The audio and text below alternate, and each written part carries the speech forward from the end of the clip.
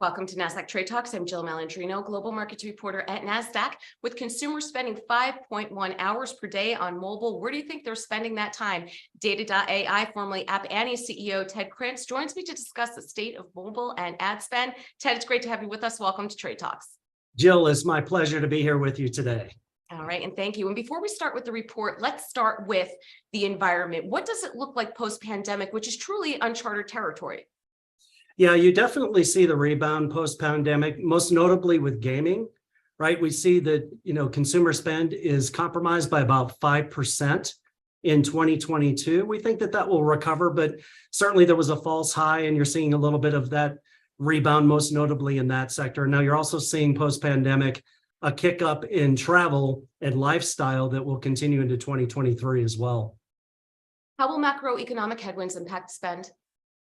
Well, it's pretty clear that when you look at the core metrics across mobile, whether it be downloads, time spent, advertising, those are all double-digit percentage increases in 2022.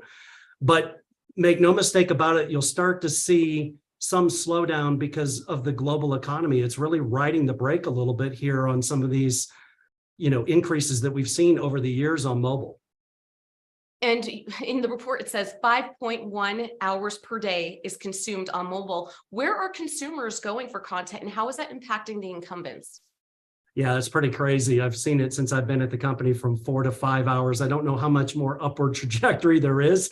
There's only so many hours in a day, but it's crazy. And it's interesting to note that of those 5+ hours a day, 70% of time spent on mobile is in an entertainment realm. So when you look into the report and you see the big star short form video, the entertainment subscription services, some of these lifestyle apps that I saw, that's a little bit of a kind of COVID rebound opportunity here. All of this is really going to be the momentum moving forward in the market. Anything of note in terms of apps being downloaded or new entrants into the app space? The one that jumped out the most on the social side was Be Real. We saw that with a 7,000% year-over-year increase. And it's pretty crazy, driven almost exclusively by Gen Z, 45 million monthly active users. So that was a big spike winner. And then we also saw some of the influence on Gen Z in terms of buy now, pay later, travel on the airline side. Ryanair and travel in Europe has been hot in 2022. So we also see the influence there as well. Right. Well, they want the experiences and they want to be able to put it on Insta, because it didn't happen unless you put it on Instagram. Isn't that the case? But it's so, right. But it's so interesting, though, with Gen Z and, any generation, right, that's driving the trends, particularly younger ones. They're very fickle, right? It could be Real this year. It could be something else the next year. So I think it's going to be curious to see when we look longer term out, which apps, have that staying power and how they're evolving as Gen Z and the next generation evolves. With app ad spend predicted to hit 362 billion in 2023, could that change given the EU and Meta update? Yeah, no, we're pretty solid about that prediction in terms of total consumer spend. I don't know that you'll see as much direct headwind from some of those, regulatory decisions, most notably, the expansion opportunity with app stores. We do think over the midterm that actually accelerates the opportunity on mobile, but we definitely see the primary categories slowing down a little bit in 2023, not so much directly as a result of this issue, but more the macro headwinds.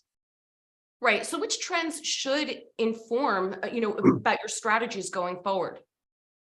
Yeah, I mean, when you look at social, I think it's very clear that short form video, the rise of the creator influence is really the economy around social. That trend will continue, and I believe it's here to stay at least for the foreseeable future. So that influence with Gen Z will be there. I think one other thing, Jill, that really jumped out to me too in the report, there's a lot of talk about the demise of Meta, but when you look at time spent and you look at monthly active user, all 4 Meta properties, Facebook, Messenger, Instagram, WhatsApp, they all rank in the top 5.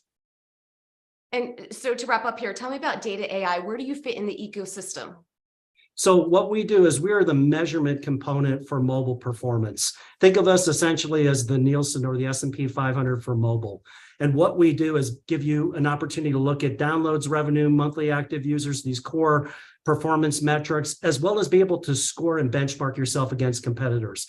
We're the first to deliver our own unique FICO score called Mobile Performance Score, where we rank everyone, brands and publishers across the globe. How well do you acquire, engage, the sentiment with your app, and you monetize? And as an example, we're TikTok, who's definitely the catalyst on short form video.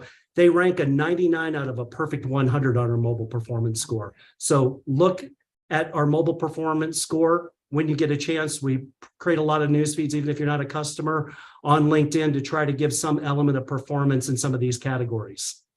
All right, we appreciate the insight. Thanks for joining us on Trade Talks. I'm Jill Malandrino, Global Markets Reporter at Nasdaq.